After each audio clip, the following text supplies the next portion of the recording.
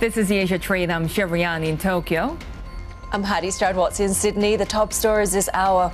Brent crude retreating from near $120 as US and Israeli leaders try to reassure markets about the Iran war. The US authorising the sale of some Russian oil to boost supply and may lift sanctions on Iran's exports. Israel also promising not to target energy infrastructure after a rebuke from President Trump, while Benjamin Netanyahu predicts the war may end faster than people think. And Trump says Japan is answering his call for support in the conflict, even as tensions remain evident during his White House meeting with Prime Minister Sanae Takaichi. Let's take a look at how we're setting up for this final Friday session here in Asia, and perhaps a little bit of a respite rally can be expected given that we did see crude prices coming down as the US, Israel seeking to ease these concerns over the Iran war, and I should say, and in particular, more longer term concerns over how this energy crunch, the LNG crunch in particular when it comes to Asia, the destruction that we've seen of energy infrastructure across the region, how that could linger even after the war might be ended. We still don't have a great deal of expectation in terms of when that could be, of course, but we certainly heard from Israel's leader alluding to perhaps a sooner than expected conclusion. But we are seeing oil at the moment trading like this New York traded oil, which of course has been a little bit more softer when it comes to these gains versus the gains in Brent, trading at just about $93 a barrel there. S&P futures also looking quite positive. A pretty steady session expected for Asia, Shery. Heidi, you mentioned those tensions between President Trump and Japan lingering this after Prime Minister Takaichi visited the White House. Well, we're expecting them to meet again in just a few moments. But Trump is saying that Japan was stepping up to the plate on Iran. But at the same time, we saw some uncomfortable moments, including a remark by the president about Pearl Harbor. Let's bring in our Washington White House correspondent, Jeff Mason, and Bloomberg economist, Adam Farrar. Jeff, let me start with you. I mean, in what context did Pearl Harbor come up? Well, I'm happy to tell you that the president was asked by a reporter why he had not shared his plans to attack Iran with his allies, because the president was talking about the strength of the relationship. And this reporter asked him that question, and he responded by saying, I should add to that the reporter mentioned, we're surprised in Japan about this. And so his response was, well, Japan is great at surprise, and he used that as a segue to talk about Pearl Harbor. I was in the Oval Office for that exchange, and I can tell you, and you may be able to see it in the clip that you're playing now, that the Prime Minister was visibly uncomfortable with the president's remark. But that is the context of it, and he used a moment when he probably felt implicitly criticized for not having shared U.S. plans to attack Iran with Japan and other allies to go back to World War II.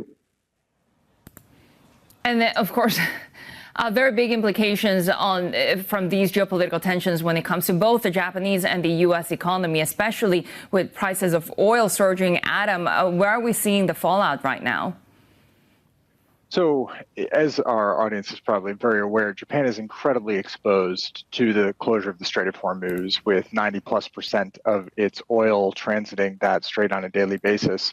And that's so far shown itself primarily in pricing, with supply remaining, but pricing, particularly on energy in Japan, increasing drastically. And that was a real test for how Takaichi was going to engage today. Obviously, she didn't bring up those issues in the meeting itself. President Trump actually did, highlighting Japan's exposure. But the question is what she was able to express to the president in closed-door meetings and how much support she was able to get both for moving forward on resolving the Iran crisis so that we can get the flow of oil going again, but also impressing upon the president the impact this is having not only on Japan, but the broader Asia-Pacific region.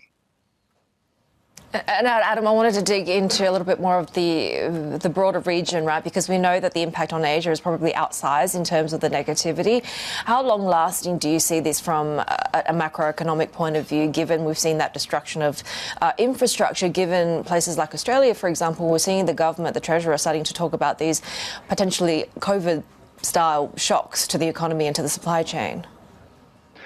So what we're seeing now is the slow implementation of the shock, given the fact that many countries do maintain sizable reserves of oil.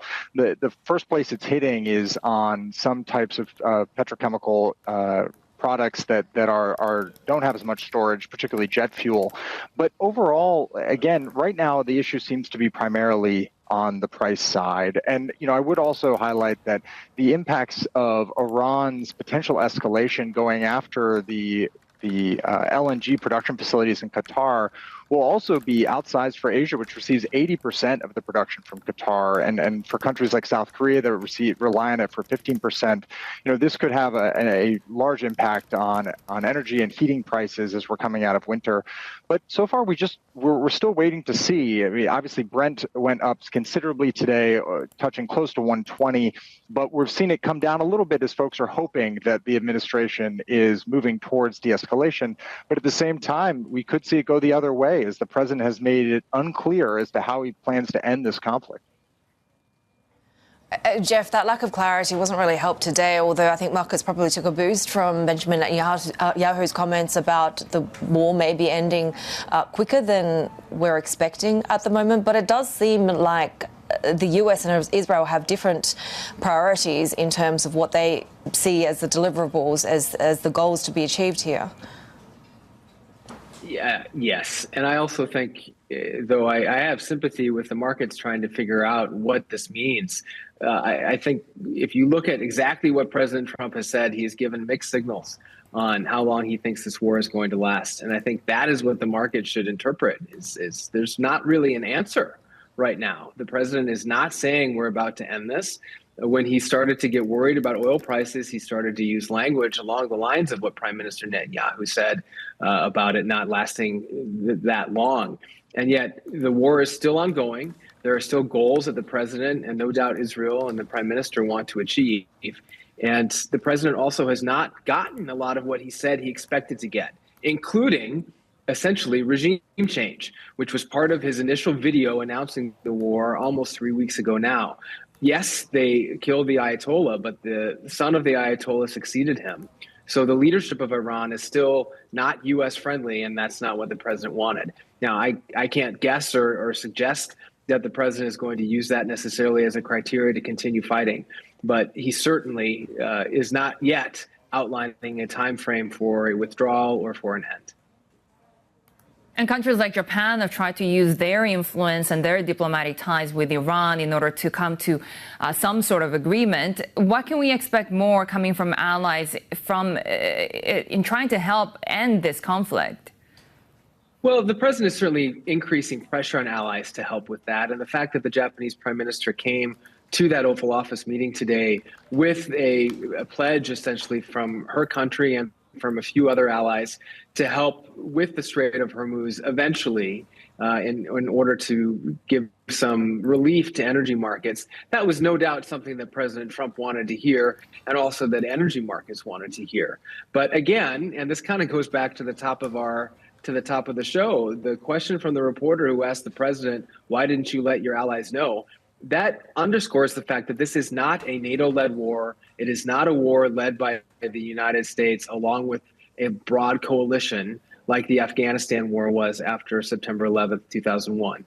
This is a war led by the United States and Israel. Full stop. That's it. He's asking for some other allies' help because he's frustrated that the oil prices have gone up and that the Strait of Hormuz has become such a vulnerability. But at the end of the day, it's a U.S.-Israeli war, and that's impacting how much help and how much appetite allies of the United States and Israel are willing to give.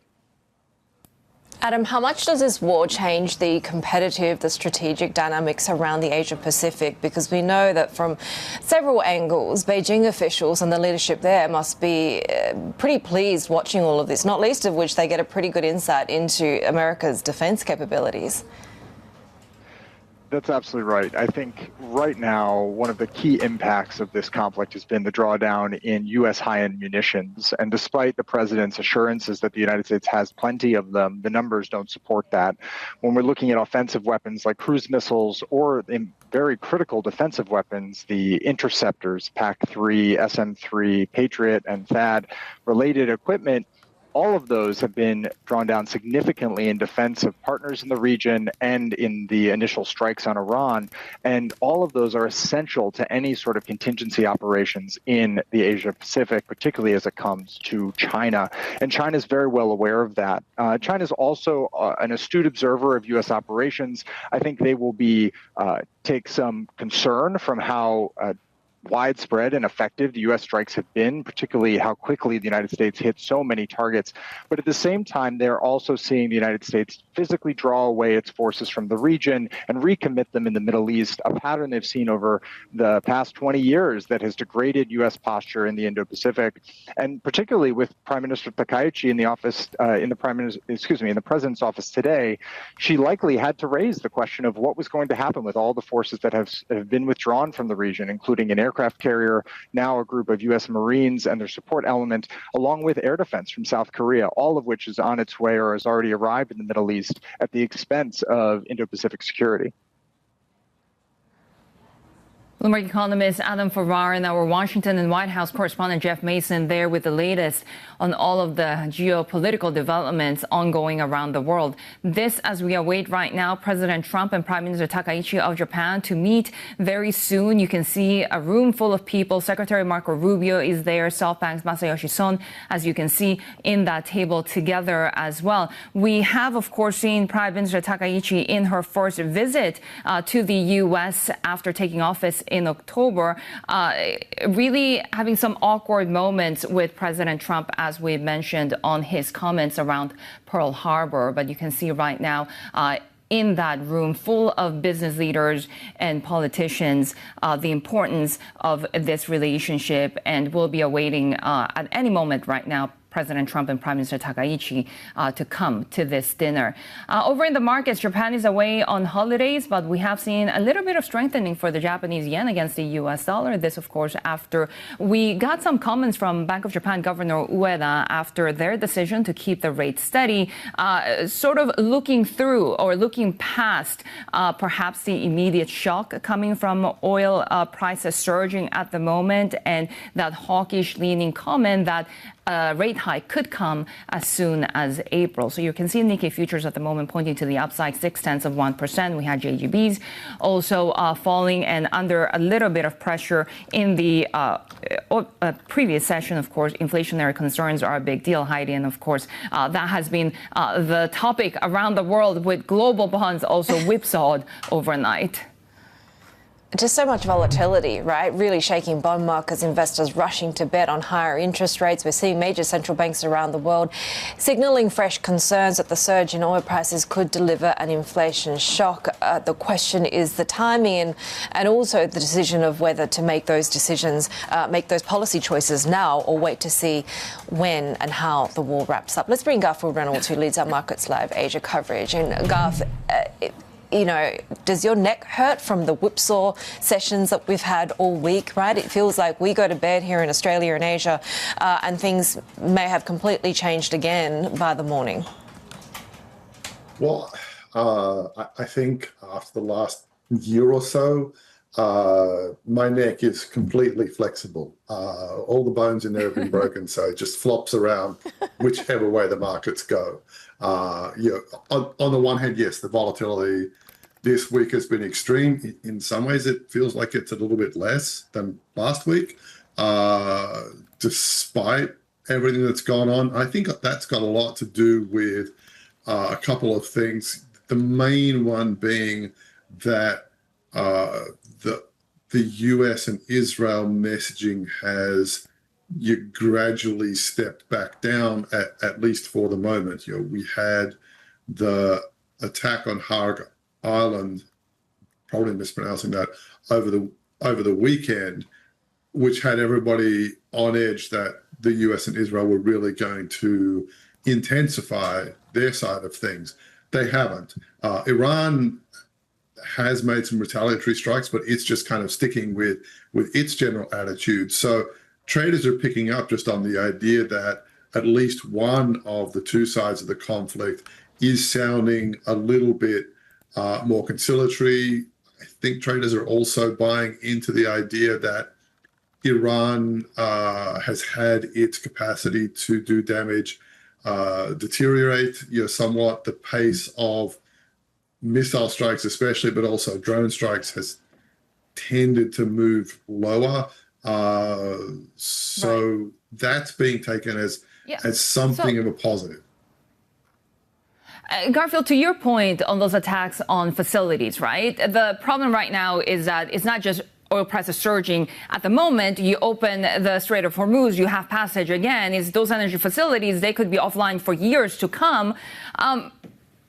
This repricing of global rates higher, it's not surprising. BOE, ECB, now even the BOJ trying to look through the immediate shock and hike rates?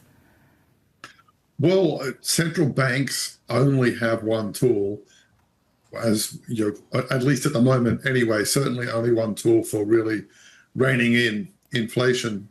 There's no signs yet, because the data really doesn't cover it, of severe demand destruction because of what's going on. There are signs of increased inflation concern, and it is very simple to go oil prices and gas prices and other prices rising means that inflation is going to rise. And we have central bankers coming off, 4 years ago, they had the experience that there was a war, energy prices soared, markets were telling them you need to hike rates rapidly, and they said it's going to be transitory, and it wasn't. So they're really unwilling to risk doing that again. Hence, they've gone hawkish. Hence, bond yields have spiked higher. Garfield Reynolds, who leads our Markets Live Asia coverage there for us. We do have more ahead on the Asia trade. This is Bloomberg.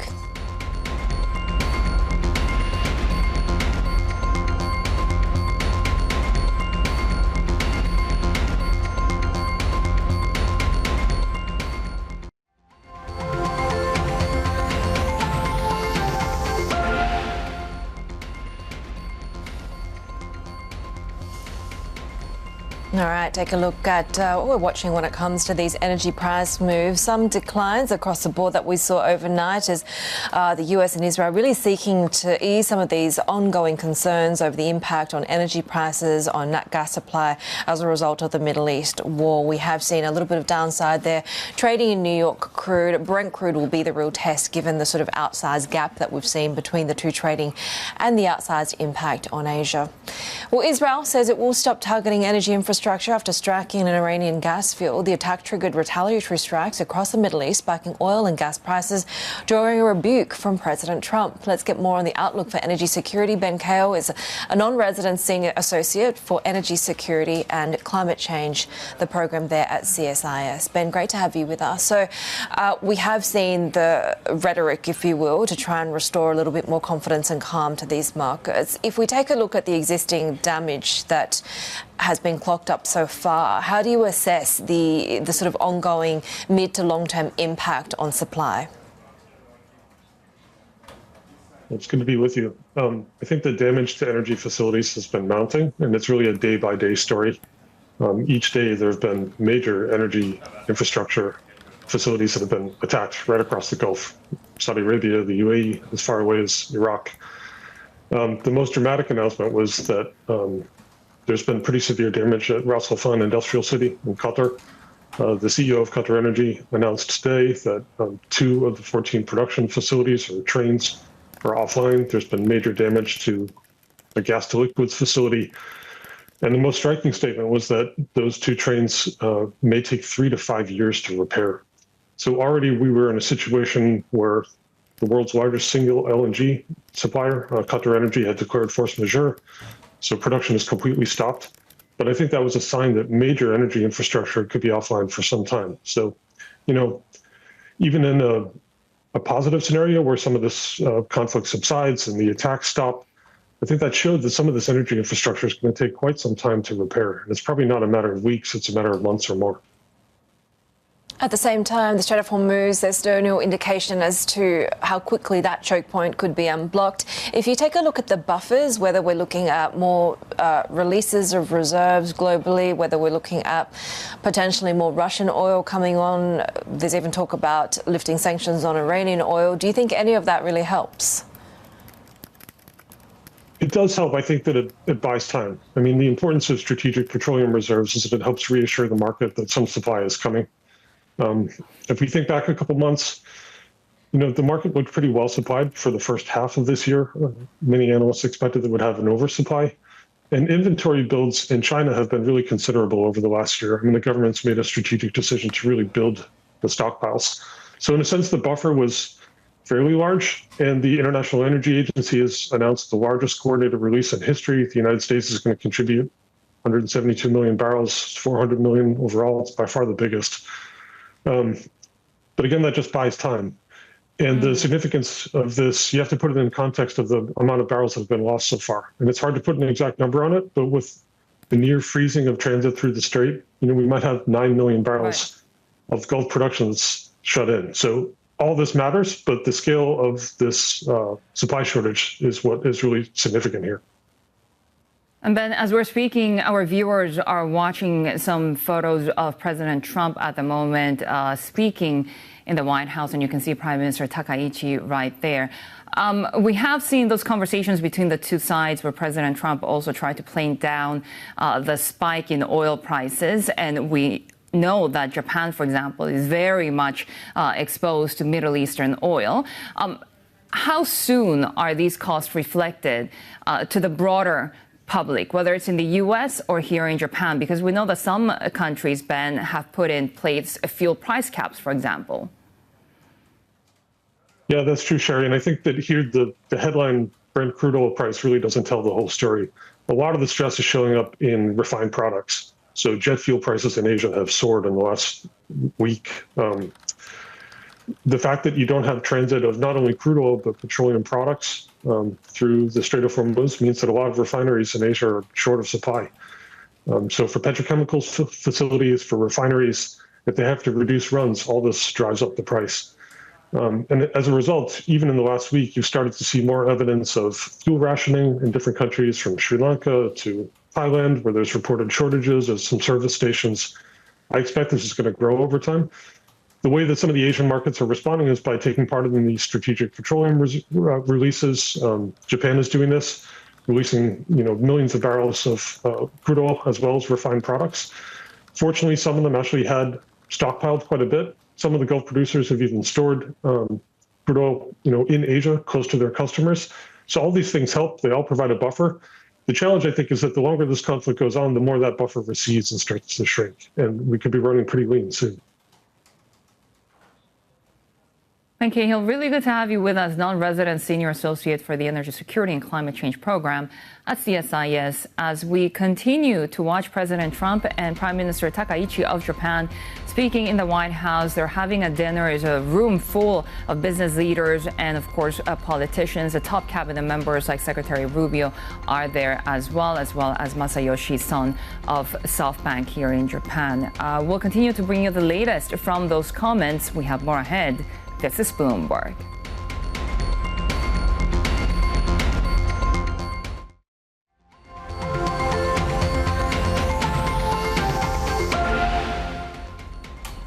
Take a look at gold and silver. We're seeing precious metals seeing that drop as the Iran war dampens rate cut hopes there. Gold sinking for a seventh session.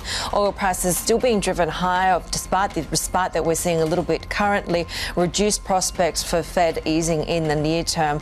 We're also watching Aussie assets with 10-year yields hitting near a 15-year high on RBA hike bets. This is Bloomberg.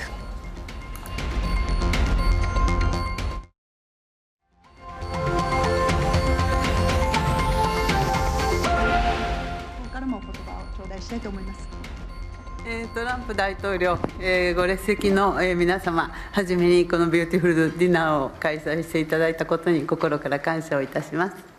The Honorable President Donald J. Trump, distinguished guests. Japanese Prime Minister Takaichi right there with President Trump. They're headed into a dinner. We just heard from President Trump speaking very highly of Prime Minister of Japan Takaichi and also of the Japanese relationship, especially given that the U.S. is encouraged to see Japan buying some U.S. defense equipment. Let's get more on Japan-U.S. relations. Joining us now is Mireya Solis, Research Director at the Center for Asia Policy Studies and the Night Chair in Japanese Studies at the Brookings Institution.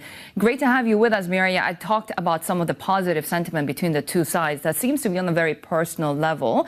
At the same time, some of President Trump's comments, especially around Pearl Harbor, made for some awkward moments. What would you say is at stake in this meeting, and what's been achieved so far? Thank you. A pleasure to be here. A lot is at stake. I think that it's clear that Prime Minister Takaichi and President Trump had a good start when they met in Tokyo last fall, but this was the opportunity really to cement that relationship, especially after Prime Minister Takaichi had a spectacular electoral win. Now, she prepared a lot for this, but then things changed quite rapidly in just in the past few days, primarily because of the Iran situation and the expectation, the ask from President Trump that Japan contribute to the effort to open the Strait of Hormuz. This is difficult for Japan given the constitutional restrictions, and this would require for Japan to assess whether the situation rises to threatening their survival. They have not called it that way, and how then you deal with the legality of such measures and the expectations of the president that you step up quickly and provide some support. So a lot is at stake regarding the expectations the president has of Japan and the ability of the prime minister to keep the good relationship with the United States, but also make sure that it conforms with its own procedures for such operations. What we've seen so far, I mentioned Japan buying the U.S. defense equipment that President Trump seems to like. We have seen Japan touting their engagement and influence in diplomatic ties with Iran to help out in mediating some sort of resolution. We know that they want to buy more oil from the U.S., some energy deals. Can Japan do more to appease President Trump? We have heard from local media the likes of perhaps training U.S. personnel, naval mine clearing exercises within the constitutional restraints. Well, Japan can do a lot, and as you mentioned, Japan has very strong capabilities in, mines and clearing the mines. But for Japan to intervene in that effort, it's always after the combat is over. Japan does not engage in these measures while it's an active theater of combat. But the training of personnel certainly could help, but this would be a medium to long-term effort. I think the challenge, though, is that we're dealing with a very severe global energy shock, and that Japan is also watching, how measures to release strategic oil reserves, how they're impacting or not oil prices. The majority of the oil that Japan receives comes from the Middle East. So Japan can be very helpful in that line, and Japan is also helping the United States address its own critical minerals dependence. So energy is a big, big topic for this conversation, how to make sure that energy demand can be met through different venues. There's also the concern about regional stability while the US is distracted in the Middle East, right? What do you make of perhaps these topics in this meeting, given how essential it is to have that stability in the Asia-Pacific for Japan?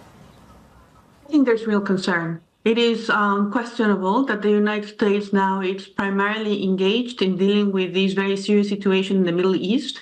In the past few weeks and days, it has been redirecting a lot of key military equipment resources from the Indo-Pacific theater to the Middle East, including some Marines who are based in Okinawa. They're now going to be transferred to address the situation there.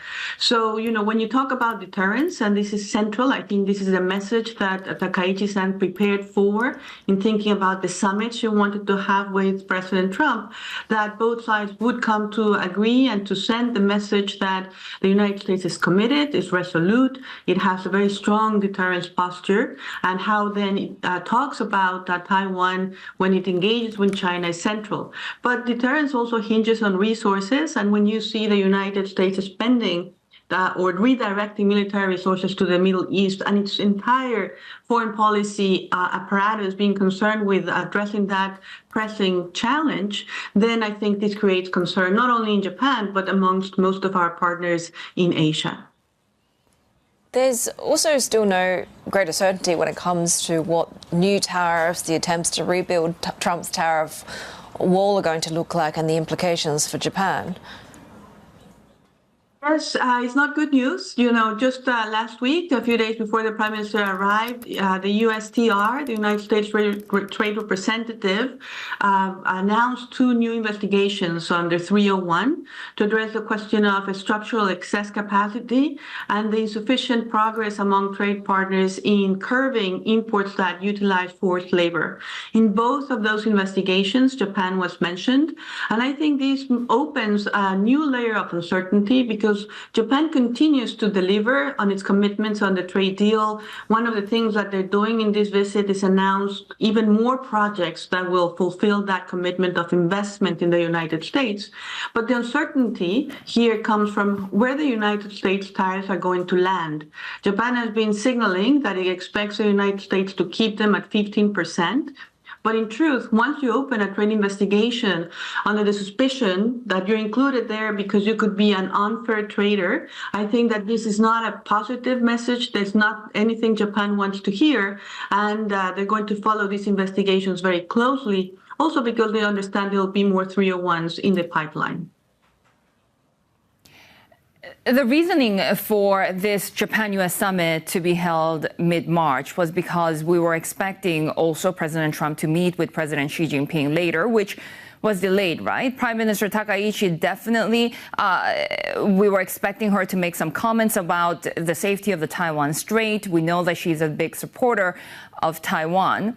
How will all of these issues play out in the next few months as President Trump is still very much distracted by Iran? Yes, I think that the timing is no coincidence. It was important for Japan to be able to have that meeting ahead of the Trump-Xi encounter.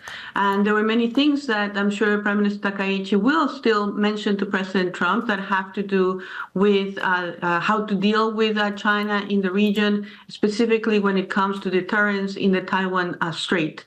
Again, there have been so many surprises surrounding this summit, so many shocks, and one that just came out recently is that the National Intelligence Council came out with a report just a couple of days ago stating that when Prime Minister Takaichi made a comment in the Diet last November, referring to a situation in the Taiwan Strait, creating possibly a situation that could be survival threatening, that the report says indeed represents a significant shift in Japan's position regarding the Taiwan Strait, even though certainly what the Prime Minister said was very cautious and has not changed the overall policy of Japan. To have that report on the eve of the Prime Minister arriving in Washington is also another piece of concerning news, because it does weaken, the sense that both the United States and Japan are looking at this issue carefully.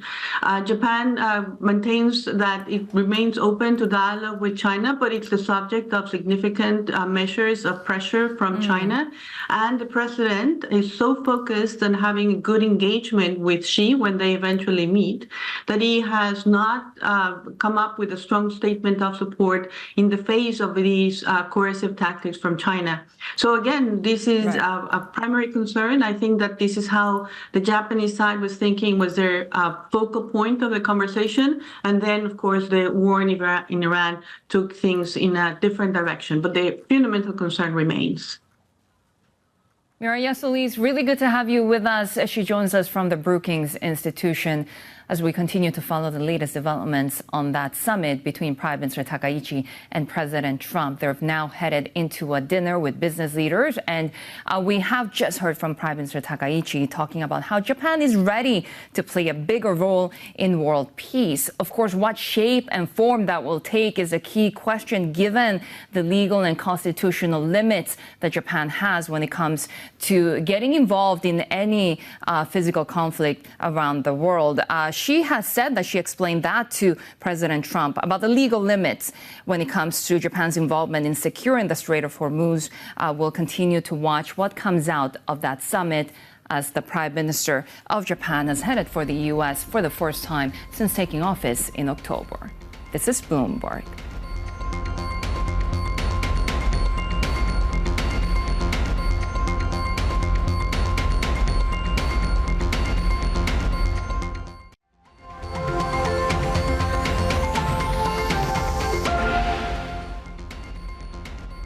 We've had tremendous support and relationship with Japan on everything.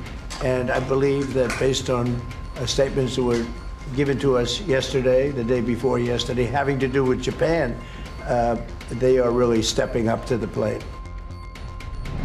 President Trump speaking as Japanese Prime Minister Sana Takaichi visits the White House to discuss everything from the relationship to trade between Japan and the U.S. as well. Joining us now is John Denton, Secretary General of the International Chamber of Commerce. John, really good to have you with us.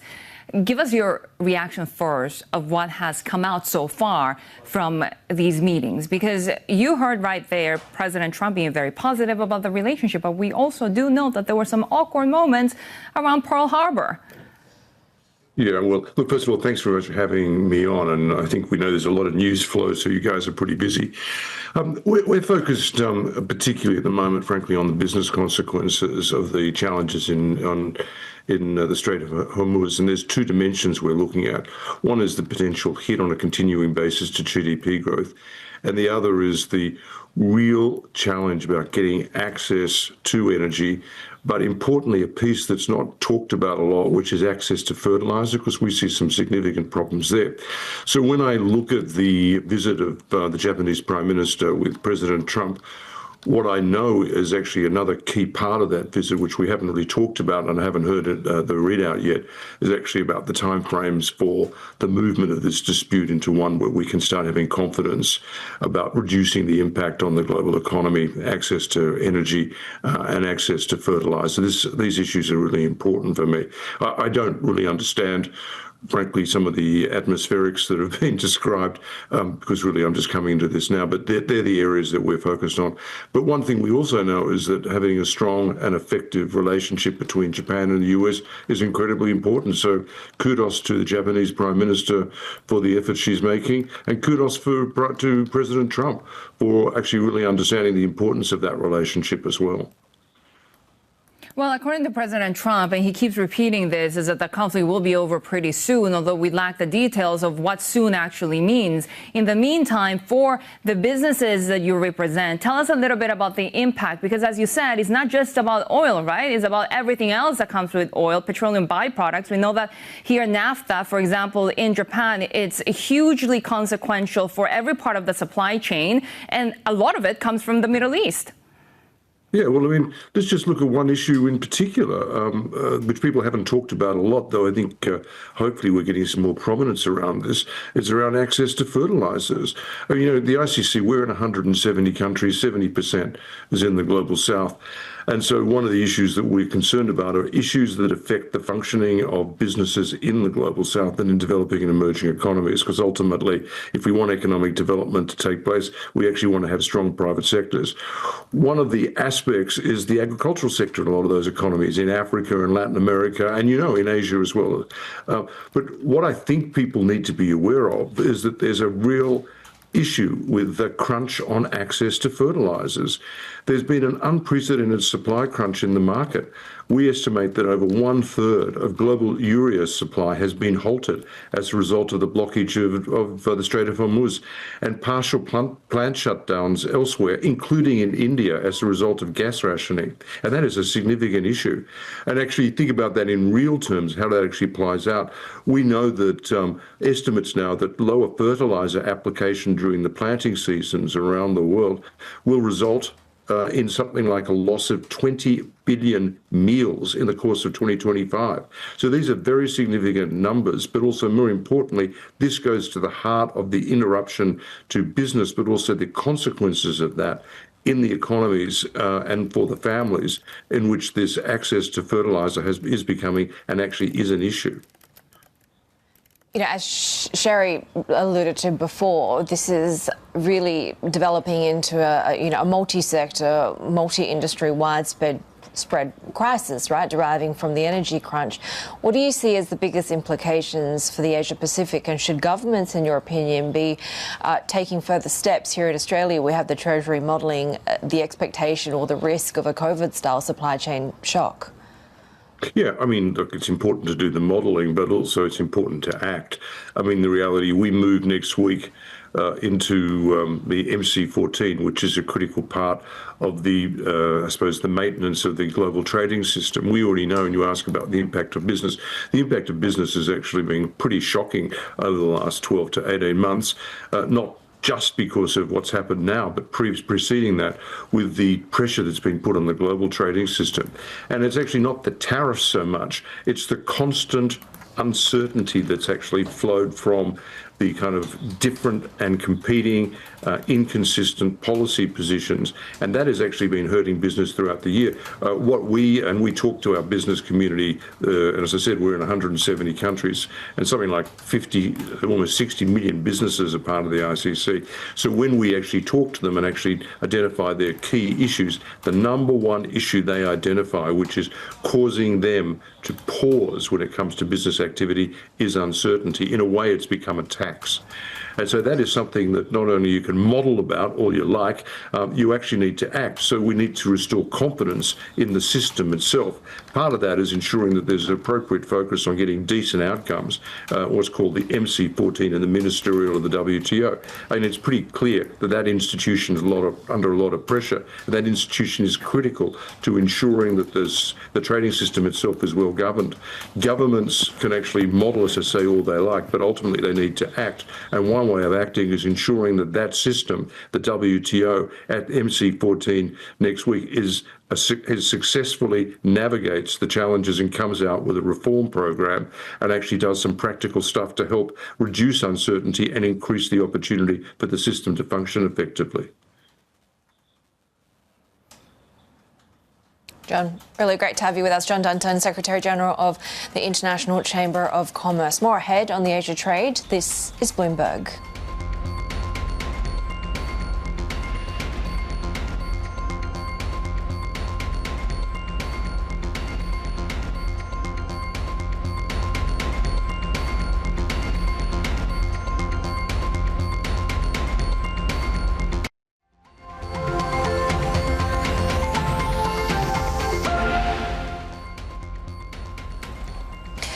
Well, the Iran war is the first global conflict where artificial intelligence is being widely used. But it's not just the armed forces turning to AI. Traders also using it to stress test scenarios and anticipate ripple effects from the war across different asset classes. Let's get more from Ruth Carson, who's our chief correspondent on FX and rates in Asia. So tell us about some of the large language model AI tools that investors are turning to today to try and better understand these implications. Yeah, I think we're actually witnessing history here across markets. Speaking to many money managers from Singapore to Tokyo through to New York and London, all of them, virtually all of them, are turning to, tools like Anthropic's Claude, OpenAI's ChatGPT, Gemini, take your pick, essentially, and also in-house tools where LLMs really drive, the information gathering, the research, in order for investors, traders to try and gain an edge in incredibly fast-moving markets. And this is the first time we're actually seeing it play out deeply in action. We know that in 2022, we had the Ukraine invasion, but the LLMs were nowhere as sophisticated as it is today. So yes, we are seeing it in real time, a war that's being fought by AI, traders using AI to understand an incredibly fluid situation. Every time I hear AI being used in different workplaces, I think about all of the jobs that it will impact. I mean, just this week, we thought that we saw HSBC, for example, having this whole idea of, you won't be needing as many employees. But at least for now, the people who are keeping their jobs, how are they using specifically Claude or Gemini in order to trade? Yeah, there is a bit of an irony to that, isn't it? AI fear was sweeping markets just a couple of weeks ago before the Iran war started. And here we are, the same traders, the same people who, across markets were worried about AI are turning to the very tools to find information about the war and, helping with the research and investment processes there. So how are they using it?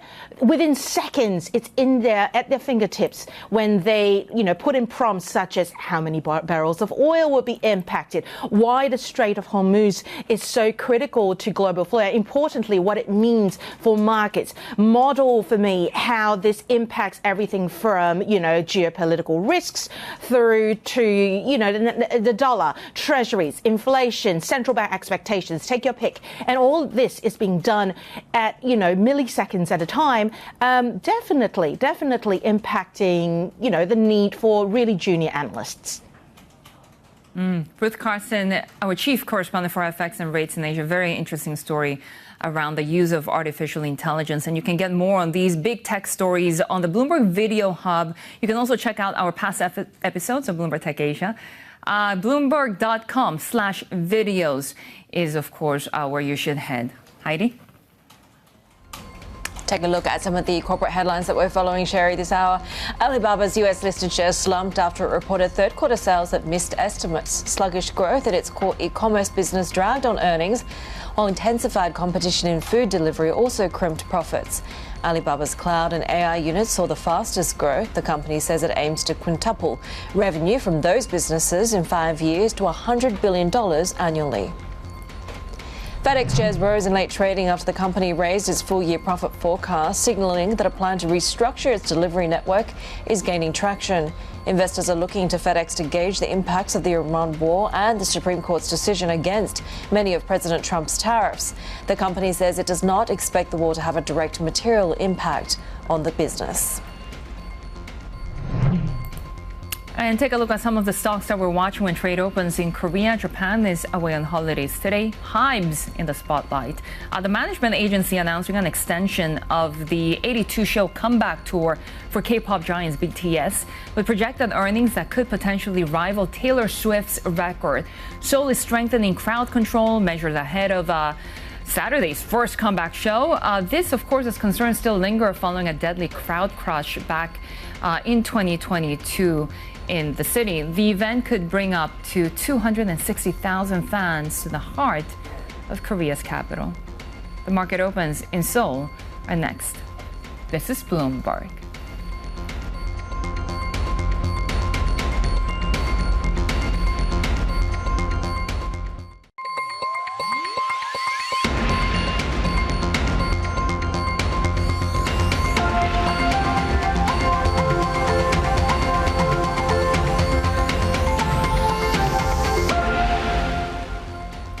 This is Asia Trade. We're counting down to Asia's major market opens. As we saw big gyrations in the overnight session, Heidi, we had some headlines on potential de-escalation in the Middle East with Israel's willingness to reopen the Strait of Hormuz. But at the same time, of course, geopolitical tensions rage. And right now, we're still following President Trump and Prime Minister Takaichi's dinner.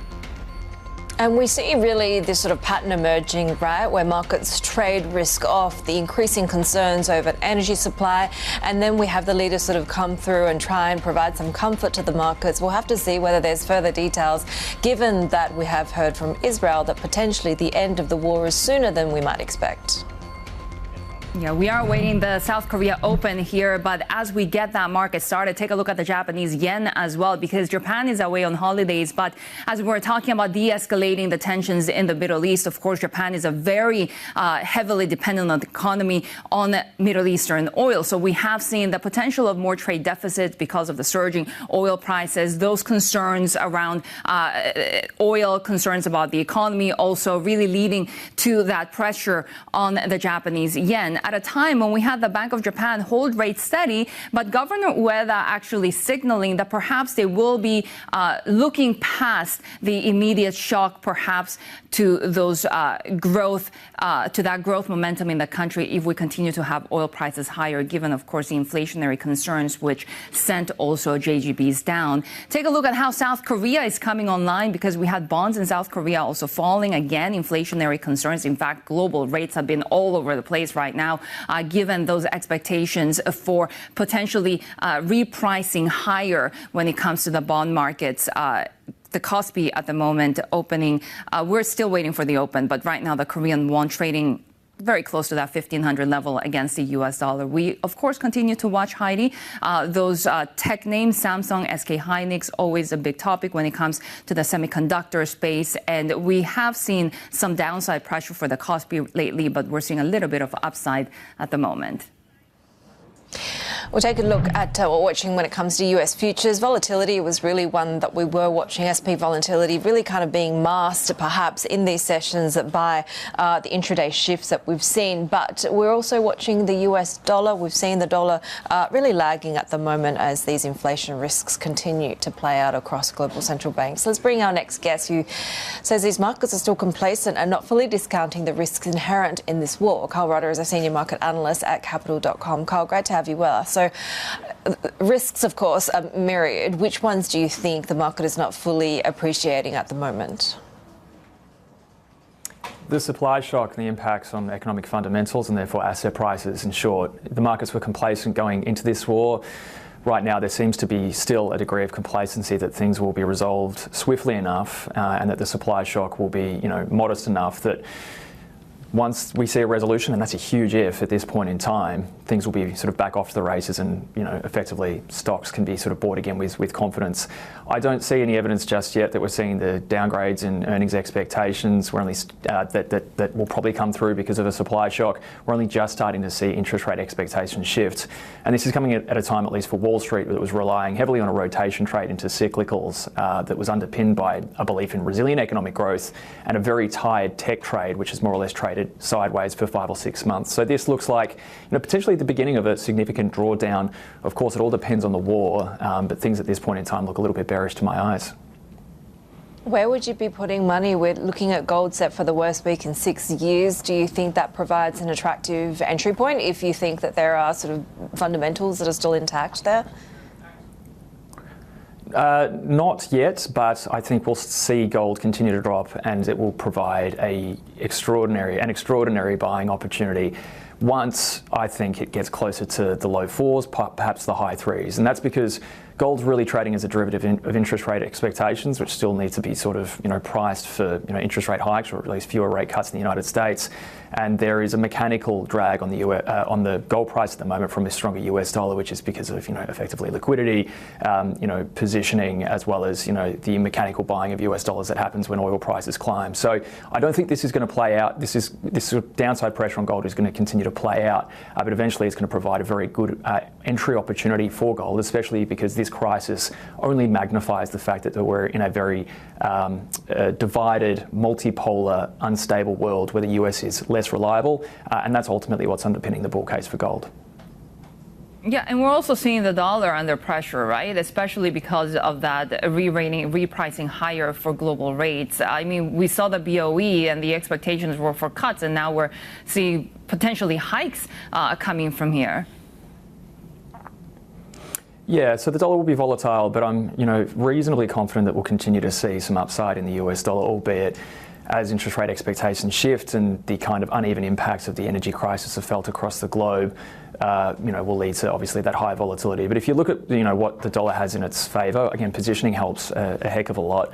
But we've also got a market that even before this crisis was getting a little bit too optimistic about the prospect of interest rate cuts. I think the timing of cuts will be reduced, pushed out even further, and the odds of cuts will be reduced even further in the United States. But then we've got to remember the energy dynamics here and the trade flows, where the United States economy is basically energy independent, and the worst hit economies from this crisis as far as developed markets go are going to be Japan, they're going to be Europe, to a lesser extent the UK, and that's because of energy insecurity. So notwithstanding a lot of volatility on the way as spreads move to reflect changing interest rate expectations, the short-term factors are really, really solid fundamentally for gold. The technicals are good too, and then we go back to just what we were talking about before, the mechanical factors because of lighter liquidity and higher oil prices mechanically increasing that demand for dollars. Where do you go in Japanese assets when you have that dynamic? You talked about the potential hit to the Japanese economy, but at the same time, inflationary pressure is raging, and the BOJ seemingly looking past through the immediate shock right now. Yeah, and that's, an incredible risk. And I mean, if you were to sort of draw a parallel to history, the kind of Arthur Burns dynamic where there was looking through a significant supply shock, but policy in real terms was kept fairly loose. And, the flip side of that was that equities underperformed, bonds underperformed, a currency depreciates, and all of a sudden things look very, very ugly. And effectively, you take the other side of that trade, which is to say, the yen looks a little bit scary at these levels because, we're at around 160. That could mean some imminent intervention. But the fundamentals, again, continue to suggest a short yen trade is a little bit better than a long yen trade. And then if you look at, again, the Nikkei and JGBs, also being on the short side of that looks much better than being on the long side while the energy crisis plays out. So, I mean, Capital.com clients, they trade both directions. So they don't have to worry about necessarily buying things in these scenarios. And that's probably a good thing because these assets look like they're poised for more downside, or the risk is skewed more to the downside than it is to the upside. What about China? We got some strong results out of Alibaba, Tencent, and of course we have the tech play in that economy. But the geopolitical tensions, especially around trade and that delayed summit with Trump, still linger. Yes, and I think China, because of savvy strategic decisions, looks like it will be able to absorb the shock in the short term a little bit better because, you've got that whole notion of sort of floating storage in China that can help sort of provide a buffer to the energy shock. But in the bigger picture, this supply shock will be a drag on economic growth, industrial activity. That's going to hurt China. That'll weigh on Chinese markets. And we still have a Chinese market, although it's successfully sort of matured as a financial system, still remains very sensitive to the tightening of financial conditions that happen when the dollar surges and yields rise quite dramatically. If there's a bull case for China at the moment, it remains around its ability to innovate and provide long-term growth opportunities because of effectively tech innovation, and Alibaba and some of these other names provide that. But that's a long-term trade and one that is likely to sort of be drowned out, at least at an index level, because of the re-rating of growth prospects. This is going to be inherent in an economy that's, again, sensitive to industrial activity and also still a little bit too vulnerable to energy shocks. Kyle Rodda, always good to get your insights. Senior market analyst at Capital.com as we continue to follow the latest market gyrations, given, of course, the ongoing war in Iran. The leaders of the U.S. and Israel have sought to reassure investors rattled by damage to major Persian Gulf energy facilities. Israel says it will no longer target energy infrastructure after rebuke from President Trump. And Prime Minister Benjamin Netanyahu saying that the Israeli forces will help the U.S. attempt to reopen the Strait of Hormuz. The death cult in Iran is trying to blackmail the world by closing a key international maritime route, the Straits of Hormuz. It won't work. Israel is helping in its own way, and intel and other means, the American effort to open the Straits of Hormuz, rather. Let's bring in Bloomberg Managing Editor Jill Deasy. Jill, President Trump keeps saying that this conflict should end soon. What sort of signals are we seeing on the ground that this could happen? Good morning. Well, I think this rhetoric that now you're hearing from Trump, but also from Netanyahu, this idea of trying to reassure investors does speak to, something of the way that they're trying to ease tensions here. I mean, this, of course, coming in the wake of a really massive escalation. Those Israeli strikes in particular prompted some really, really aggressive responses from Tehran. And the result of that is you saw oil spike once again this week as we saw attacks on some of the world's, most critical, spots for energy infrastructure. That strike on that Qatari liquefied natural gas facility, the largest in the world, Qatar Energy saying that ultimately is costing or expected to cost $20 billion worth of revenue the next year. So we're looking at massive, impacts on energy infrastructure here. So the fact that you do have, both Israel and the United States trying to calm things down, saying that they're not going to be targeting, that Israel's not going to be targeting energy infrastructure anymore, that does indicate that there is a desire to see some end to the conflict, or at least a de-escalation, and then ultimately just an acknowledgement of how enormously disruptive this has been for the world's energy supplies. Particularly when it comes to the Asia Pacific, right? Did we have any sort of alleviation of these pressures given the US-Japan visit that has just taken place?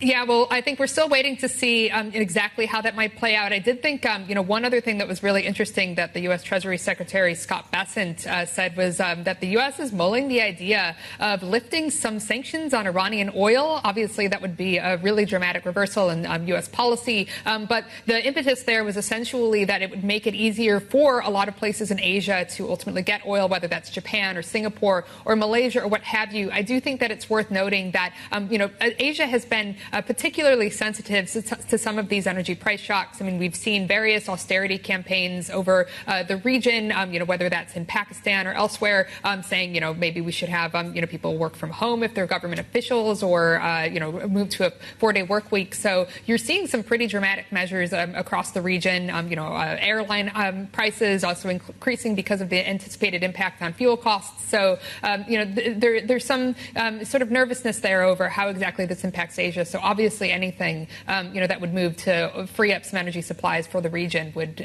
likely be beneficial. But again, I think it's really just worth stressing that, we don't have any kind of a signal that the war is ending here, just that kind of rhetoric around the idea of easing tensions. So we'll have to see where that goes. Bloomberg Managing Editor Jill Deese there.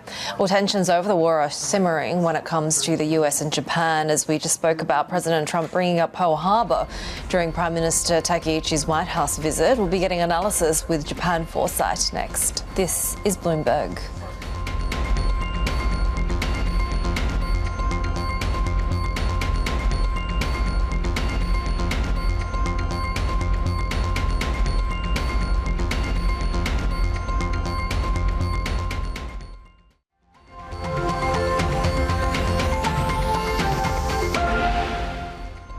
Our partnership has made both the United States and Japan stronger, freer, and more successful than virtually any other nation on the planet. And under the leadership of the Prime Minister and myself, I know we will soon make that partnership even stronger and better than ever before.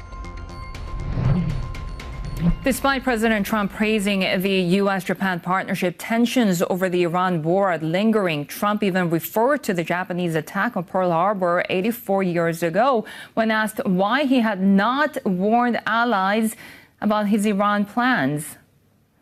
When we go in, we went in very hard, and we didn't tell anybody about it because we wanted surprise. Who knows better about surprise than Japan? Okay? Why didn't you tell me about Pearl Harbor? Okay? Right? He's asking me, no, you believe in surprise, I think much more so than us. Bloomberg Japan politics and security reporter Alistair Gale joins us right now from Washington, D.C. And Alistair, you could see how Prime Minister Takaichi seemed so uncomfortable with those off-the-cuff remarks from President Trump. What was achieved in this meeting? Right. I mean, that was a moment of real tension there. We were talking to Japanese officials here, and they say that, they were anticipating that Trump might say something unusual, but I don't think they were anticipating that in particular. But aside from that, this meeting has gone pretty well. They've announced that there's a new set of deals that they're going to be doing as part of this $550 billion investment package that Japan's pledged in the U.S. They talked about cooperation on critical minerals. Trump even said that he was going to say nice things about Japan when he goes and sees President Xi of China. So I think, there's a lot that Japan has gained from this meeting.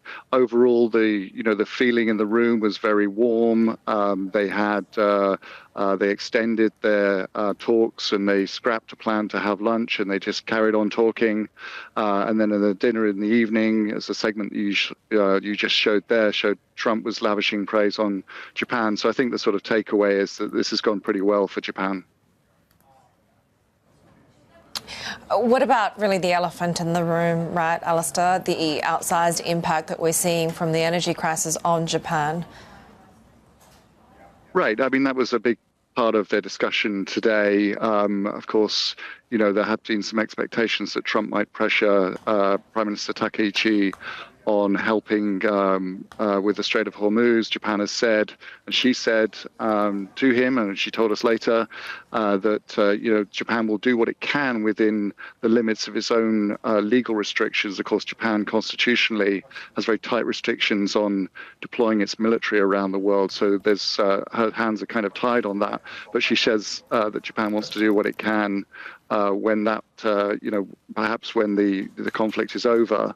Energy prices, yes, are a big deal for Japan. It imports, almost all of its oil from the Middle East. So, that's something that she wants to find a way to bring a resolution to this conflict. We've seen the Japanese foreign minister has been hitting the phones with the Iranian foreign minister. She brought that up and she said, we're doing what we can because, the energy issue here is really existential for Japan. Bloomberg Japan politics and security reporter Alistair Gale there joining us from Washington. Let's now bring in Tobias Harris, founder and principal at political risk advisory firm Japan Foresight. Tobias, good to have you with us. First of all, give us your reaction to what you've seen so far in the interactions between Prime Minister Takaichi and President Trump. We've seen, we saw in the fall when they met for the first time that there was a certain warmth there, and some of it has to do, of course, with their mutual affection for the late Abe Shinzo, and so I think that warmth has continued. I think the thing also that you see when they interact, Trump talked repeatedly about her large electoral victory, and I think Trump, I think he likes a politician who's a winner. He's described her as a winner. He seems to appreciate her presence. I mean, we've seen this with Trump with other leaders who are politically successful. And so I think there is a certain warmth around there that helped diffuse some of the tension I think the Japanese government had going into this meeting. Tobias, take a listen to what Prime Minister Takaichi had to say about the situation in Iran, which of course has been sort of overshadowing these meetings. And speaking of the situation in Iran, Iran's development of nuclear weapons must never be allowed. And that is why we, Japan, have been urging them and also reaching out to other partners in the world. In addition, Japan condemns Iran's actions, such as attacking the neighboring region and also the de facto or effective closure of the Strait of Hormuz. Tobias, Prime Minister Takaichi also saying that Japan is ready to play a bigger role in world peace. What shape and form could that take, given, of course, the constitutional limits in this country? Well, I thought it was interesting that right on the eve of the summit, you had a statement put out by Japan along with a handful of European partners talking about, condemning Iran. I mean, it was a statement that it was not a statement about all sides need to calm down. It was a statement about Iran's conduct and showing that Japan wants to work with those European partners to try to find a way to resolve the situation and reopen the straits. And so, clearly Japan wants to be part of this process. As Alistair said, you had Foreign Minister Motegi talking with this Iranian counterpart recently. And so there is an interest, I think, in finding a way to de-escalate, to resolve the situation, and to enable traffic in the straits to reopen. I mean, I think fundamentally there's a recognition, I think, on Japan's part that certainly that this is not necessarily something that's going to be resolved by fighting your way through the straits and ensuring that it's open, that actually the logistical challenges, the military challenges are actually quite steep, even just for the United States. If you look, they're not escorting ships themselves yet. So, I mean, I think there's a recognition on Japan's part that even if they were involved in something, it's not necessarily going to solve the problem. And so they want to find a more durable political solution. And then maybe you could see Japanese minesweepers or Japanese warships playing some sort of role in a post-conflict environment. But I think they're very clear that they're not going to be involved when there's actual shooting going on. What about the distraction effect when it comes to implications for the dynamics within the Asia-Pacific, right? Clearly the deterrence when it comes to Beijing, that would be a concern. Do you think that is a messaging that would have gone across? I'm not going to speculate on what was said behind closed doors, but certainly I think Japan is watching what's happening with missile stocks being drawn down, with assets being moved from East Asia to the Middle East. I mean, I think, and this is just a bigger question that Japan and other partners in Asia have been hearing about the pivot or rebalancing for years and years. And, supposedly, this was an administration that in its own national security strategy, its national defense strategy, talked about prioritizing and the need to focus on areas areas of highest priority. And what we're seeing is, once again, a U.S. administration being drawn into the Middle East. And clearly that is also being seen in Tokyo and other capitals in Asia, where they're just worried about where is U.S. attention going to be? How long is the U.S. going to be focused on this conflict? What is the way out? And how is the U.S. position going to be bolstered in Asia going forward? I mean, I think those questions, they're certainly not going to be resolved today in one set of meetings. And those questions are going to be with the U.S.-Japan relationship, I think, for a while going forward now. We have the White House releasing a fact sheet on the US-Japan alliance at the moment. They're saying that they welcome a second tranche of Japanese investments. Do we expect that sort of the goodwill from this visit, including a deal or an action plan, I should say, that it's been worded as when it comes to critical minerals. Do we expect that these deliverables are sort of goodwill, if you will extend to whatever the next salvo is on tariffs? Because we know that the administration is also working on its next effort to rebuild the tariff wall. I don't think we've seen that yet. And certainly, you've had Minister Akazawa come over and trying to get the concessions that were included in the deal last year reintroduced, now that the Supreme Court rolled back those tariffs. And you have not gotten a lot of cooperation from this administration yet. And so they're going to continue working on that front, to try to get Japan to the level that they thought they were going to be at in the first place. And frankly, now you have new, Section 301 investigations coming. So it does not seem that the administration is necessarily ready to just reinstate everything that they agreed to last year. And maybe it'll be, an opportunity for more bargaining, and trying to get more concessions from Japan. I mean, I think if we've seen anything, they really want Japan to move. They expect that Japan is going to contribute more, contribute faster. We saw this in recent weeks. And I think that urgency and that desire to see Japan pay more for the concessions that the U.S. supposedly was willing to give, I think that is going to continue to be the case. Tobias, always great to have you with us. Tobias Harris, principal at Japan Foresight. Let's get you some more when it comes to what we're hearing on these deliverables, right? The US and Japan saying that they've reached a critical minerals action plan, according to the White House. The White House saying it welcomes a second tranche of Japanese investments, according to a fact sheet that's been posted on the US-Japan alliance. President Trump saying that he's strengthened that alliance for the benefit of all Americans, particularly when it comes to three major Japanese investments under the 2025 Strategic Trade and Investment Agreement worth $36 billion. The United States welcoming a second tranche of Japanese investments, including up to $40 billion from these details. We're continuing to get those for you. More ahead on the Asia trade. This is Bloomberg.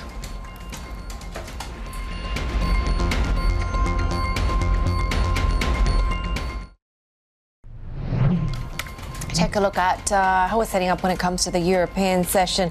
We did see that drop in the previous session on that surge in oil. Of course, that's calmed a little bit, but those inflation concerns very much persist. We had 2 days of losses for European stocks. At the moment, we are looking ahead to potentially a little bit more of a calmer session, though. Euro dollar, though, trading pretty flat at the moment, as is sterling. We have heard both the BOE and the ECB talking about these shifting inflation expectations.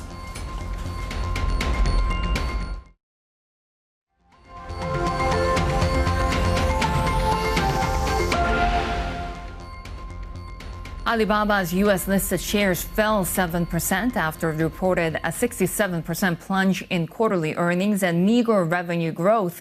The Chinese tech giant says it's now targeting $100 billion in AI and cloud revenue annually within 5 years, equating to growth of at least 35% a year. Joining us now is Julia Pan, Director of Equity Research at UOB Hian. Julia, really good to have you with us. I mean, we continue to see this really cutthroat price war unfold in the commerce side of things when it comes to getting the payoff from all of these artificial intelligence investments. What's the key takeaway from Alibaba's results?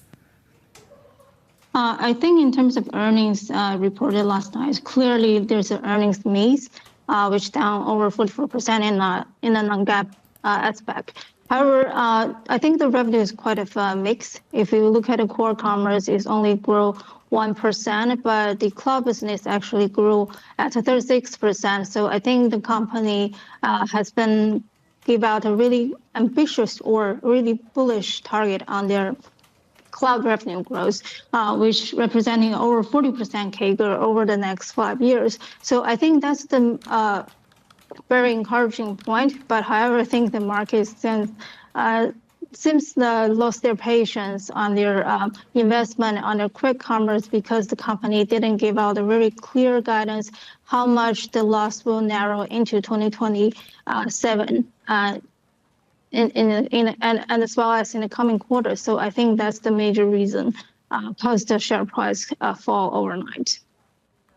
I mean, despite all of this enthusiasm around AI agents, feasibly speaking, what are your expectations for the coming months for Alibaba, given the challenges that you highlight? I think for cloud business, we're still quite bullish, seeing the tremendous growth of the token usage. As stated by the company in their by Hian, which is the API platform for Alibaba, is just launched. It sees a 6 times token usage growth in this March quarter. So seeing the strong demand, the company is able to increase their cloud price by over 30% in the last announcement. So I think this is still quite positive trend for the cloud business. So the company sees the cloud revenue will continue to accelerate from last quarter 36%, and over the next few quarters continue to see I think over 40% revenue growth in the cloud business. So I think I'm still quite positive on this cloud business and also the AI business that benefit Alibaba as a hyperscaler. It's interesting because you say maintain buy. We've seen at times the investor disappointment, but does the uniqueness of Alibaba's position within the Chinese market kind of mean that it has some buffer for those disappointments? I think the disappointment is mainly on the core commerce side. Is that the quick commerce will increase their revenue side in terms of core commerce, but it's only deliver 1%. However, the company also sees more than mid-single-digit revenue growth for the core commerce in the March quarter. So, and also it sees a margin improvement on the EBIT for the core commerce. So I think that's going to be the positive side. And for the cloud business, No, continue. Yeah, for the cloud business, I think, yes, as I said before, it's really the biggest hyperscaler cloud company in China. Its revenue size is 3 times of Tencent Cloud. It has the good initiative in terms of infrastructure. It's also launched its mass business that bridge the models as well as the enterprises. So I think all the initiatives it has done in the past few years will be benefit in the coming years. Do you think that 100 billion goal is ambitious, or do you think that's a feasible one? I think it still seems quite ambitious, but seeing the company says will be mainly driven by the mass business. So I think I can assume mass will account for a majority of the portion of the revenue for Ali Cloud in the coming years. And also we see explosive token consumption on this platform.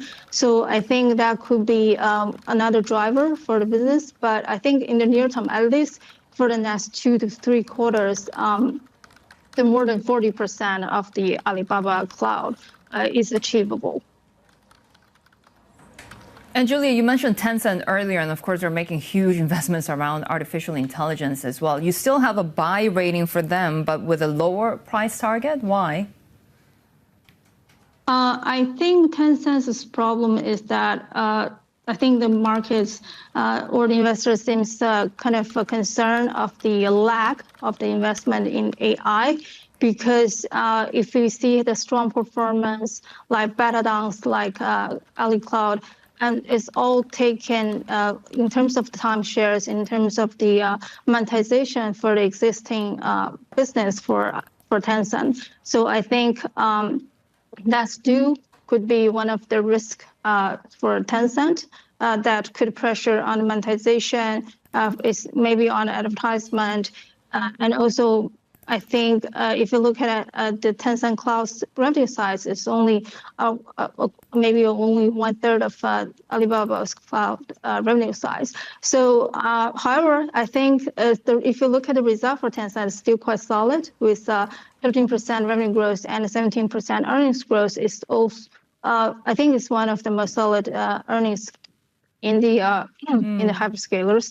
So I think that's why we still have a buy for now. Julia Pan, good to have you with us, Director of Equity Research at UOB Kay Hian, with, of course, the biggest tech giants in China reporting results. You can get more on these tech stories on the Bloomberg Video Hub. You can also check out our past episodes of Bloomberg Tech Asia and other shows on Bloomberg.com/videos. But here are some of the other top corporate stories that we're tracking. FedEx shares rose in late trading after the company raised its full-year profit forecast, signaling that a plan to restructure its delivery network is gaining traction. Investors are looking to FedEx to gauge the impacts of the Iran war and the Supreme Court's decision against many of President Trump's tariffs.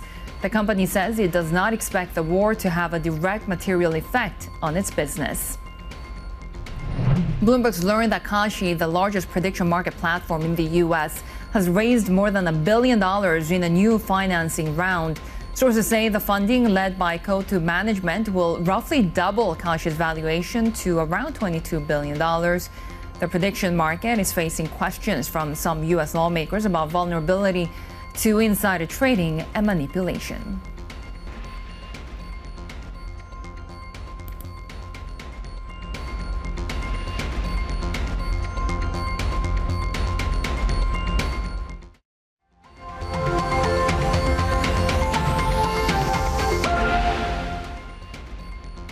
Here are some of the top global headlines that we're following. Sources have told Bloomberg that President Trump and top Justice Department officials support a new bid to investigate Fed Chair Jerome Powell.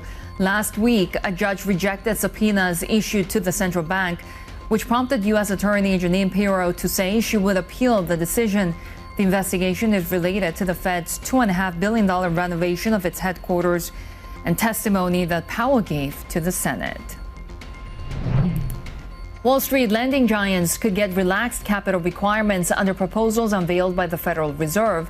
The changes could potentially unleash billions of dollars for lending, share buybacks, and dividends. The plans are subject to a 90-day public consultation, but if approved, would represent a major win for the industry. President Trump says he is resetting his planned trip to China, suggesting it could now happen in mid-May.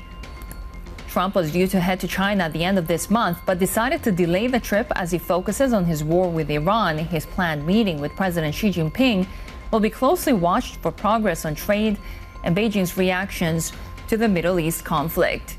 And of course, the Middle East conflict sending oil prices surging, and we have seen that global repricing when it comes to rate expectations. So we've actually had the Aussie 10-year bond yield rising to the highest level since 2011. You can see right there at that 4.97 level, very close to that 5% threshold. And we have, of course, come after back-to-back rate hikes by the RBA. All to do with really the inflationary concerns and the second round effects also from higher energy costs. You can see the ASX 200 down 0.4%. But Australia right now also dealing with a whole different issue. Rio Tinto Group now shutting 2 bauxite mines as tropical cyclone Narelle struck Australia's northern Queensland coast. The powerful storm has hit the mining region with top sustained winds of 120 miles an hour, placing it in Australia's second highest severity category for cyclones. Let's get the latest on this developing story from Bloomberg weather reporter Mary Hui. Mary, so how bad is the situation right now? Tropical cyclone Narelle really picked up in intensity over the warm waters off the coast of Queensland over the past few days. And as you say, came across the shoreline earlier this morning, local time. And it's really dropping a lot of rainfall over that region right now, and throughout Friday, about 400 millimeters. As much as that amount is expected over 24 hours. That's a lot of rain, and that will cause risks of flash flooding, riverine flooding to spike. And of course, the winds are also very damaging with destructive gusts that are powerful enough to potentially uproot trees, rip up vegetation, and cause significant property damage as it tracks across Cape York and then exit into the Gulf of Carpentaria, so over water again later this weekend. You talked about the obvious economic damage, the physical damage that we're expecting. Can you give us some more details in terms of what the impact that really these parts are bracing for? So, luckily, it is a sparsely populated area of Queensland. There are the two major mines owned by Rio Tinto that produce about 30 million tons of bauxite a year, and that's an important source of aluminium. And those mines, their operations will be affected as Rio Tinto temporarily closes those operations as a safety precaution. And as Narelle tracks across the Gulf of Carpentaria and makes a second landfall over the Northern Territory, there will be more people and property and operations in its way.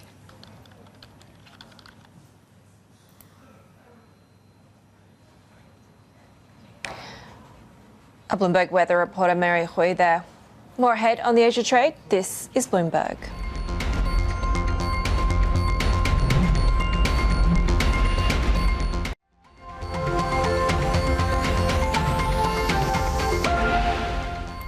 Seeing a little bit of a reversal when it comes to energy prices in the early Asian session, with Brent at the moment losing about 1%, but still above that $100 level. Of course, the swings have been huge. We're talking about 11% intraday swing for Brent in the overnight session. So the volatility continues, and of course a lot to do with the ongoing Iran war, which has sent oil prices 50% higher since 3 weeks ago. But we had heard from the Israeli Prime Minister Benjamin Netanyahu suggesting that Iran has lost both its missile manufacturing capability, ability to enrich uranium, and his willingness to reopen the Strait of Hormuz has led to a little bit more positive sentiment in the markets, and we saw a little bit of a rebound in risk assets in the overnight session. You can see natural gas futures also declining, but in the European gas futures session, we actually saw futures surging as much as 35% or so.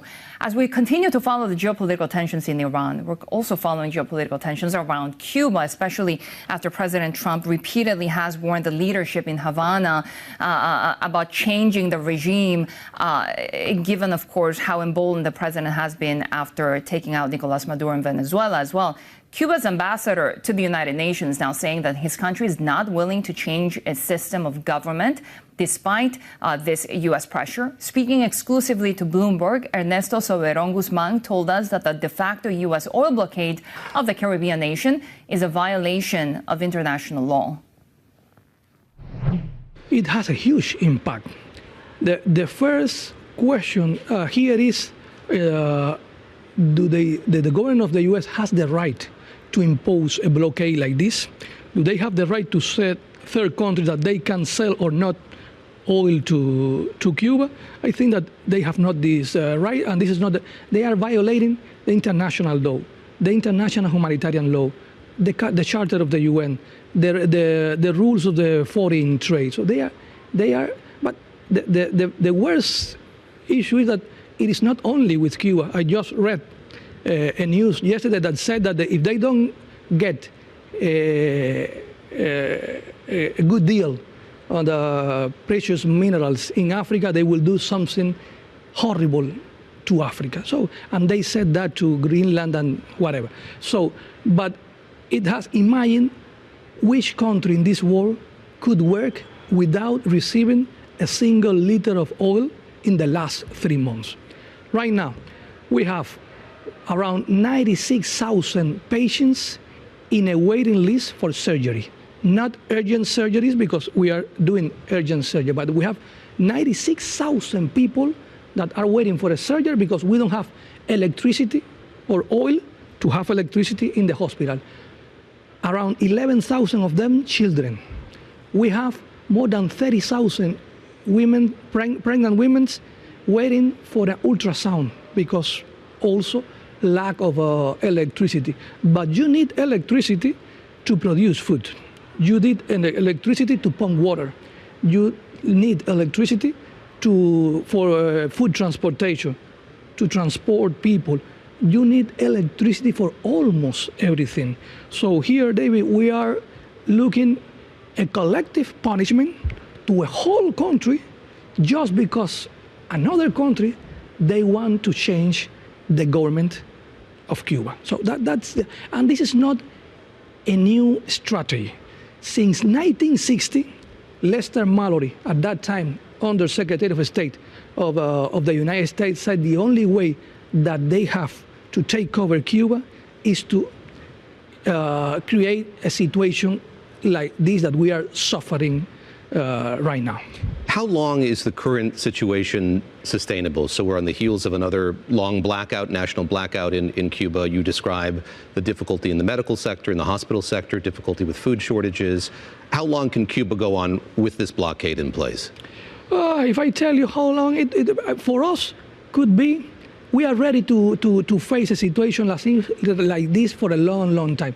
We are resilient people. Cuba's UN Ambassador Ernesto Soberon Guzman there speaking exclusively to Bloomberg This Weekend co-anchor David Gura. Well, Samsung is planning to deploy a record $73 billion in capex this year to expand its chip-making capacity and boost R&D. That 22% bump in investment is the latest move to retake the lead in AI chips from rival SK Hynix. Let's get over to Seoul. Our Asia Technology senior reporter Yulim Lee is here with us. And Yulim, put into context the scale of this investment and the really the possibility that we could see the supremacy being overtaken. Yeah, sure. So this is a really bold investment plan Samsung announced last night. This total amount Samsung plans to spend this year, which includes R&D as well as capex, that's more than 110 trillion won, which is about $73 billion in the US dollars. So this is a 22% increase from last year, and it will be an all-time record. And it suggests that Samsung would be outspending TSMC in terms of capex spending this year. TSMC is expected to spend about $50 billion this year. So what does this mean? It really underscores Samsung's really all-out effort to reclaim the leadership in the memory space in the age of AI. So last 2 years, Samsung was unusually behind its rival SK Hynix in the supply of high bandwidth memory chips, which is a specialized chips required to train AI models like ChatGPT. But after more than 2 years of struggle, Samsung appears to be reclaiming its technical lead by becoming the first company to commercially ship the HBM4 to NVIDIA. So there are really good signs that it's making a progress in the HBM4 chips, and this is a next generation chips that are going to be paired with NVIDIA's list upcoming chips. Anytime we see these huge figures of spending around artificial intelligence and these big tech giants, investors start becoming worried whether the investments will eventually pay off. Can we see more positive signs, especially given that we are now seeing that partnership with NVIDIA kick off? Yes, I think investors are really bullish. The stock has more than doubled last year, and it's up, I think, more than 15% this year. It's really about the memory super cycle that everybody is really talking about because of the insatiable demand for AI chips that are used in data centers. I think, a lot of companies are just really dying to get hold of this, important chips. We've seen the CEOs of OpenAI, NVIDIA, and most recently AMD visit Korea just to really talk to SK Hynix and Samsung to secure these chips because it's really important piece of the supply chain. Without the chips, I think it's not possible to really run the the GPUs that are really important to run the data centers. So Korea has really become a critical part of the supply chain this year, and memory chips are really at the center of this AI boom that we are seeing. Mm-hmm. Yulim Lee, good to have you with us. Asia Tech senior reporter joining us from Seoul on everything Samsung and, of course, AI investments in South Korea. We continue to follow the market right there. Of course, Japan away on holidays. We'll be watching the bond space in Korea as well, because we saw bonds under pressure in South Korea. Not surprising given inflationary concerns, a fresh surge in oil prices, which has really led the 10-year yield in Australia also to the highest level since 2011. And of course, Haidi, we saw the RBA's back-to-back rate hikes because of those inflationary concerns, because of that potential second-round effects from higher energy costs and the repricing in the bond markets. But it seems to be really globally, right? I mean, we saw those rate cut expectations from the BOE turn to multiple hike expectations for the BOE, and sort of similar really landscape when it comes to a Federal Reserve as well. Which is why, Shery, we're probably seeing investors, or at least some strategists, turning to China as a diversifier at times of geopolitical risk like this, because Jefferies, for one, saying that onshore stocks in China considered to be top assets to own, their relative insulation from the oil shock. We know that the economy perhaps is a little bit better placed with the electrification progress, with its sources of energy supply compared to other economies. But we're also watching the tech space in particular, of course, Alibaba sinking overnight, the delivery war, the weakness of the consumer. That'll be one to watch out for today. This is Bloomberg.